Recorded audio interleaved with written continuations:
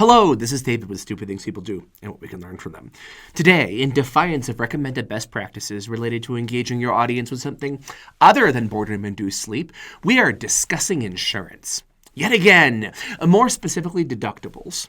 In concept, it's not complicated, but like all things involving paperwork, the minute someone starts trying to explain it to me, all I hear are Snoopy noises before I enter a fugue steak and wake up and suddenly I have taquitos for some reason. I'm assuming most of our viewers have a similar, albeit less Chipotle-ridden experience of the topic because of how premiums and deductibles, well, the way they work seems to be garnering some confusion in the national conversation. Now, what conversation could I possibly be referring to? Well, in December of 2023, Florida was commonly reported to be entering yet another year of home insurance crisis, with costs soaring for both insurance providers and homeowners. On the other coast, in early February 2024, storms hit California, causing landslides and flooding, and this wholesale destruction was inconveniently timed with the Hartford joining a growing list of private insurers, including State Farm and USAA, that have stopped writing new policies for homeowners or have left the state entirely. There have been multiple hurricanes throughout the year, and of course, most recently, the 2025 LA fires are going to have a serious impact on deductibles. Depending on your perspective, that diatribe of gloom and doom could add up to so much yada yada yada clickbait, or it could read as the world is dying. I'm not going to tell you, the viewer, how to react to the news, except maybe with sympathy to those who are in the thick of it. Regardless of spare-at-the-moment personal responses, for pretty much all of 2024 to 2025, there has been some kind of insurance crisis looming somewhere in the United States. But despite what news agencies seem to believe, simply yelling, "Crisis! Idiot! Villain!" that's not actually helpful. We need an informed understanding of what's going on. So, let's break down the subject into 3 videos, each focusing on part of the issue. First, let's focus on what we're discussing when we talk about costs. And since insurance involves multiple parties, this can be way more complicated than it seems at first pass. Second, in the next video, we'll discuss internal and external pressures and how they affect premiums and deductibles.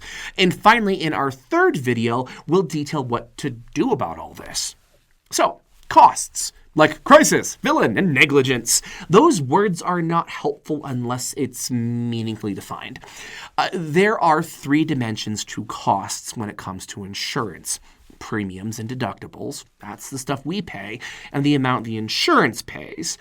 Together, these make a Ouroboros of sorts. That's to say a snake eating its own tail. Well, how do I mean? Well, let's talk about premiums. That's what you pay your insurance each month or year to keep your policy activated. Think of this as like a Disneyland pass, but for bad things. Because let's be real, we don't buy insurance for when good things happen. So, premiums are an insurance land pass. By paying the premium, we get access to insurance land, and depending on the tier of our premium, we get a special discount at the park on things like roof repair or automobile replacement. What's left over after that discount is applied? Well, that's the deductible. Of course, reality is always a bit more complicated than analogy.